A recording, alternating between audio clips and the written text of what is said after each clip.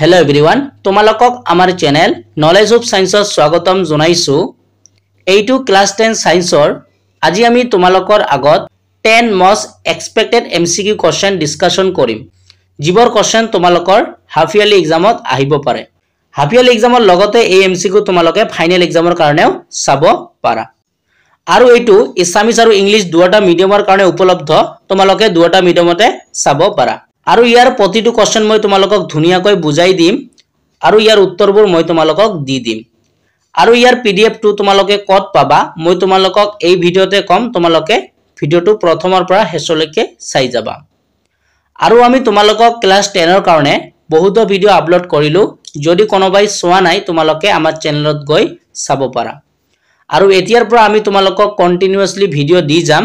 সব ভিডিওবোৰ যাতে তোমালোকে পোৱা তাৰ কাৰণে তোমালোকে আমাৰ চেনেলটো সাবস্ক্ৰাইব কৰি ৰাখিবা।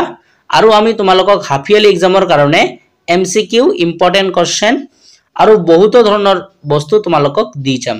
যদি ভিডিওটো ভাল লাগে তেনেহলে এটা লাইক কৰি দিবা।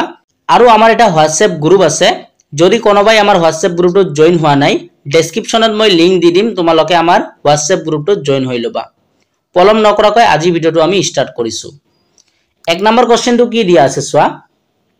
The human eye form the image of an object as it is. মানুহৰ চকুৱে বস্তু এটাৰ প্ৰতিবিম্ব গঠন কৰাৰ স্থান হল। এ নাম্বাৰ দিয়া আছে চকুৰ পতা, বি নাম্বাৰ দিয়া আছে চকুৰ মণি, সি নাম্বার দিয়া আছে দৃষ্টিপটল। এইটো দৃষ্টিপটল নহব, এইটো তোমালোকে অক্ষিপট বনাই লবা। এই সি নাম্বাৰটো তোমালোকে কি বনাই লবা, অক্ষিপট। এইটো তোমালোকে অক্ষিপট বনাই লবা। মই টাইপিং কৰোতে অলপ মিস্টেক হল, তো তোমালোকে এইটো কি বনাই লবা, অক্ষিপট বনাই লবা। আৰু কি বনাবা, ডি নাম্বাৰটো কি দিয়া আছে, কৰ্নিয়া। বুজি পালা? তো মানুহৰ চকুৱে বস্তু এটা প্ৰতিবিম্ব কত গঠন কৰে, অক্ষিপটত। অপশন নাম্বাৰ সি অক্ষিপটত গঠন কৰে, যাক ইংলিশত কোৱা হয় ৰেটিনা। বুজি পাইছা? সো কি হ'ব ইয়াৰ উত্তৰটো অপশন নাম্বাৰ সি ৰেটিনা, যাক অসমীয়াত কোৱা হয় অক্ষিপট। মই আছামিজ মিডিয়ামটো মাতি যাম আৰু ইংলিশ মিডিয়ামবোৰ চাই লবা। তাৰ পিছত 2 নম্বৰ কোৱেশ্চনটো কি দিয়া আছে চোৱা।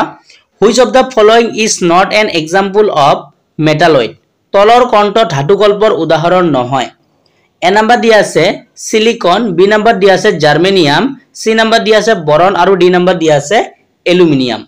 ইয়াৰ ভিতৰত অপশন নাম্বাৰ ডি যেটো আছে এলুমিনিয়াম, এইটো ধাতুকল্পৰ উদাহৰণ নহয়, মানে এইটো ধাতুকল্প নহয়। তেনেহলে ইয়াৰ উত্তৰটো কি হ'ব, অপশন নাম্বার ডি এলুমিনিয়াম। এলুমিনিয়ামটো ধাতুকল্প নহয়। তো অপশন নাম্বার ডি হ'ব ইয়াৰ শুদ্ধ উত্তৰ। নেক্সট 3 নম্বৰ কোৱেশ্চনটো চোৱা কি দিয়া আছে। 3 নম্বৰ কোৱেশ্চনটো দিয়া আছে which of the following is used to measure the potential difference of a circuit? তো আছামিজ মিডিয়ামত কি দিয়া আছে, তলৰ কণ্ঠয়ে বৰ্তনীৰ বিভৱভেদ নিৰ্ণয় কৰিবলৈ ব্যৱহাৰ কৰা হয়। এ নাম্বাৰ দিয়া আছে এমিটাৰ, বি নাম্বাৰ দিয়া আছে ভল্টমিটাৰ, সি নাম্বাৰ দিয়া আছে গ্যালভেনোমিটাৰ আৰু ডি নাম্বাৰ দিয়া আছে মাল্টিমিটাৰ। তো ইয়াৰ শুদ্ধ উত্তৰটো কি হ'ব, অপশন নাম্বাৰ বি ভল্টমিটাৰ। বিভৱভেদ নিৰ্ণয় কৰিবলৈ আমি কি ব্যৱহাৰ কৰো, ভল্টমিটাৰ ব্যৱহাৰ কৰো। নেক্সট 4 নম্বৰ কোৱেশ্চনটো চোৱা কি দিয়া আছে। The gap between the two neurons is called a, দুটা স্নায়ুকোষৰ মাজৰ শূন্য খাইখিনিক বোলা হয়। এ নাম্বাৰ দিয়া আছে ডেনড্ৰাইট, বি নাম্বার দিয়া আছে সাইনাপস, এটো সাইনাপস হ'ব, টাইপিং করতে অলপ মিস্টেক হল, সাইনাপস। সি নাম্বার দিয়া আছে অ্যাকশন আৰু ডি নাম্বাৰ দিয়া আছে নাৰ্ভ এন্ডিং, স্নায়ুৰ অন্তিম প্ৰান্ত। তো ইয়াৰ কাৰেক্ট উত্তৰটো কি হ'ব, দুটা স্নায়ুকোষৰ মাজৰ ঠাইক আমি কি বুলি কোৱা হয়, সাইনাপস বুলি কোৱা হয়। অপশন নাম্বাৰ বি হ'ব ইয়াৰ শুদ্ধ উত্তৰ, সাইনাপস। 5 নম্বৰ কোৱেশ্চনটো চোৱা কি দিয়া আছে। Which of the following is a plant hormone? তলৰ কণ্ঠ উদ্ভিদ হৰমন। এ নাম্বাৰ দিয়া আছে ইনসুলিন, বি নাম্বাৰ দিয়া আছে থাইৰক্সিন, সি নাম্বাৰ দিয়া আছে ইস্ট্ৰোজেন আৰু ডি নাম্বাৰ দিয়া আছে সাইটোকাইনিন। তো এই চাৰিটাৰ ভিতৰত কণ্ঠ উদ্ভিদ হৰমন আমাক লিখিব কৈছে। তো ইয়াৰ ভিতৰত অপশন নাম্বাৰ ডি যেটো আছে সাইটোকাইনিন, এইটো হল এটা উদ্ভিদ হৰমন। তো ইয়াৰ শুদ্ধ উত্তৰটো কি হ'ব, অপশন নাম্বাৰ ডি সাইটোকাইনিন, এইটো এটা উদ্ভিদ হৰমন। নেক্সট 6 নম্বৰ কোৱেশ্চনটো চোৱা কি দিয়া আছে। The focal length of a lens is 1 meter, it is power is, এটা লেন্সৰ ফোকাস দৈৰ্ঘ্য 1 মিটাৰ, ইয়াৰ ক্ষমতা হ'ব। তো এই কোৱেশ্চনটোত আমাক এটা লেন্সৰ ফোকাস দৈৰ্ঘ্য দিয়া আছে, মানে আমাক এফ দিয়া আছে কিমান, 1 মিটাৰ বুলি দিয়া আছে। এতিয়া আমাক ক্ষমতা সুধিছে। তো মই আগতে যেটো তোমালোকক MCQ ভিডিও দিছিলো, তাত মই তোমালোকক তেনেকৈ এটা কোৱেশ্চন কৰাই দিছিলো। তো তো ইয়াৰ যদি আমাক ক্ষমতা উলিয়াব দিয়ে তেনেহলে আমি এটা ফৰ্মুলা জানো কি ফৰ্মুলা p = 1/f আমি এটা ফৰ্মুলা জানো হয় না নহয় যে আমি ক্ষমতাৰ কাৰণে এটা ফৰ্মুলা জানো p = 1/f এতিয়া সোৱা ওপৰত 1 আছে 1 লিখা আৰু ফকেল লেন্থ আমাক কিমান দিয়া আছে 1 মিটাৰ দিয়া আছে আৰু তলত কিমান হ'ব 1 তো এটো ক্যালকুলেশন কৰিলে কি হ'ব 1 হ'ব আৰু ক্ষমতাৰ SI নো কি হয় ডায়োপ্টাৰ হয় তো ইয়াৰ শুদ্ধ উত্তৰটো কি হ'ব 1 ডায়োপ্টাৰ তো ইয়াত এটো কত আছে সোৱা অপচন নম্বৰ বি ত আছে 1 ডায়োপ্টাৰ তো অপচন নম্বৰ বি হ'ব ইয়াৰ শুদ্ধ উত্তৰ নেক্সট 7 নম্বৰ কোৱেশ্চনটো সোৱা কি দিয়া আছে 7 নম্বৰ কোৱেশ্চনটো দিয়া আছে বাইনাৰি ফিউজন অকাৰ্স ইন দ্বি বিভাজন প্ৰক্ৰিয়া সংঘটিত হয় এ নম্বৰ দিয়া আছে এমিবা বি নম্বৰ দিয়া আছে পেৰামেচিয়াম সি নম্বৰ দিয়া আছে প্লেনেৰিয়া আৰু ডি নম্বৰ দিয়া আছে এই আটাই তেও এই আটাই কেইটা হ'ব লাগিছিল এইটো টাইপ কৰোতে অলপ ভুল হল এইটো হ'ব এই আটাই কেইটা হ'ব লাগিছিল তো দ্বি বিভাজন প্ৰক্ৰিয়াটো কৰ সংঘটিত হয় তো ইয়াৰ উত্তৰটো হ'ব অপচন নম্বৰ ডি ইয়াৰ উত্তৰটো কি হ'ব অপচন নম্বৰ ডি এই আটাই কেইটা মানে দ্বি বিভাজন প্ৰক্ৰিয়াটো এমিবা পেৰামেচিয়াম প্লেনেৰিয়া এই তিনটাতে কি হয় সংঘটিত হয় তো ইয়াৰ অপচনটো কি হ'ব অপচন নম্বৰ ডি এই আটাই কেইটা হ'ব হা অপচনটো তোমালোকে কাৰেক্ট কৰি লবা এই আটাই কেইটাই তাৰ পিছত নেক্সট কোৱেশ্চনটো সোৱা কি দিয়া আছে নেক্সট কোৱেশ্চনটো দিয়া আছে when iron is mixed with nickel and chromium we get an alloy name লোহাৰ লগত নিকেল আৰু ক্ৰোমিয়াম মিহলাই দিলে আমি এটা সংকৰ ধাতু পাও যাৰ নাম এটো তোমালোকৰ মোস্ট এক্সপেক্টেড হয় যে কি কৈছে যদি আমি লোহাৰ লগত নিকেল আৰু ক্ৰোমিয়ামটো মিলাই দিও তেনেহলে আমি এটা সংকৰ ধাতু পাম সংকৰ ধাতু মানে কি দুই বা ততোধিক ধাতু নাইবা এটা ধাতু আৰু এটা অধাতুৰ সমসূত্ৰ মিশ্ৰণক আমি কি বুলি কও সংকৰ ধাতু বুলি কও বুজি পাইছা তো লোহাৰ লগত যদি আমি নিকেল আৰু ক্ৰোমিয়াম মিহলাই দিও তেনেহলে আমি এটা সংকৰ ধাতু পাম আৰু এই সংকৰ ধাতুটোৰ নাম কি আমাক ইয়াতে সুধিছে তো ইয়াৰ অপচন দিয়া নাই তো ইয়াৰ উত্তৰটো কি হ'ব স্টেইনলেস স্টিল হ'ব কি হ'ব স্টেইনলেস স্টিল হ'ব যেটো তোমাৰ আমি সংকৰ ধাতু পাম যাৰ নাম কি হ'ব স্টেইনলেস স্টিল যেটো মই ইয়াতে লিখি দিছো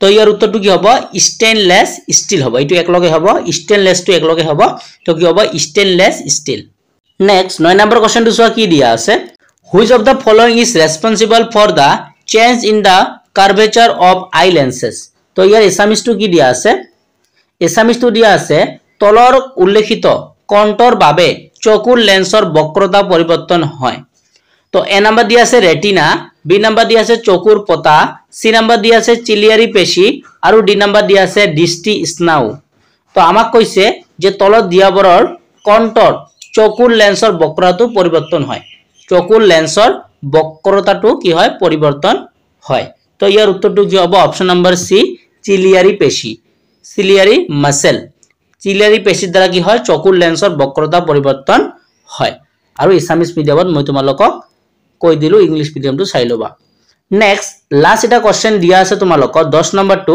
কি দিয়া আছে the dash mirror is used as rear view in vehicle গাড়ী পিছলৈ চোৱাত ড্যাশ দাপন ব্যৱহাৰ হয় তো গাড়ী পিছলৈ চোৱাত কি দাপন ব্যৱহাৰ কৰা হয় উত্তল দাপন ব্যৱহাৰ কৰা হয় যাক ইংলিশত কয় কনভেক্স মিৰৰ কি বুলি কয় কনভেক্স মিৰৰ CONVEX আৰু অসমীয়াত কি বুলি কয় উত্তল দাপন অসমীয়াত কি বুলি কয় উত্তল দাপন তো তোমালোকে ইয়াতে কি লিখিবা গাড়ীৰ পিছলৈ চোৱাত উত্তল দাপন ব্যৱহাৰ হয় খালিতে তোমালোকে উত্তল লিখিবা তো ইংলিশ মিডিয়াম লিখিবা কনভেক্স মিৰৰ আৰু অসমীয়া মিডিয়ামে লিখিবা উত্তল দাপন আশা ৰাখিছো আজি তোমালোকে এই 10টা MCQ কোৱেশ্চন ভালকৈ বুজি পালা আৰু তোমালোকে আজি ভিডিওটো ভাল পালা যদি কিবা তোমালোকে বুজি পোৱা নাই তেনেহলে তোমালোকে মোক কমেন্ট সেকশনত সুধিব পাৰা আৰু আমাৰ ডেসক্ৰিপচনত WhatsApp গ্ৰুপৰ লিংক দিয়া আছে তোমালোকে আমাৰ WhatsApp গ্ৰুপত জয়েন হৈ লবা যত মই তোমালোকক এই পিডিএফটো সেন্ড কৰি দিম সো তোমালোকে আমাৰ সেই WhatsApp গ্ৰুপটো জয়েন হৈ লবা আৰু যদি কিবা প্ৰবলেম থাকে তোমালোকে আমাক WhatsApp গ্ৰুপত ক'ব পাৰা আমি তোমালোকক ৰিপ্লাই দিও এতিয়াৰ পৰা আমি কন্টিনিউয়াসলি তোমালোকক ভিডিও দি যাম যাতে তোমালোকে ভিডিওবোৰ পোৱা তাৰ কাৰণে আমাৰ চেনেলটো সাবস্ক্ৰাইব কৰি লবা আৰু তোমালোকে এই ভিডিওটো চাই তোমালোকে এই কোৱেশ্চনবোৰ লিখি লবা তাৰ ৰেসপেক্টত তোমালোকে উত্তৰবোৰ লিখি লবা সো মই কৈ দিলো এই ভিডিওটো মই আমাৰ হোৱাটসঅ্যাপ গ্ৰুপত দি দিম, তোমালোকে আমাৰ হোৱাটসঅ্যাপ গ্ৰুপটো জয়েন হৈ লবা। সো আজি ভিডিওটো ইয়াতে সামৰিছো, নতুন এটা ভিডিওৰ লগত তোমালোকৰ লগত পুনৰ দেখা দেখি হম। ভিডিওটো চোৱাৰ কাৰণে তোমালোকক ধন্যবাদ জনাইছো।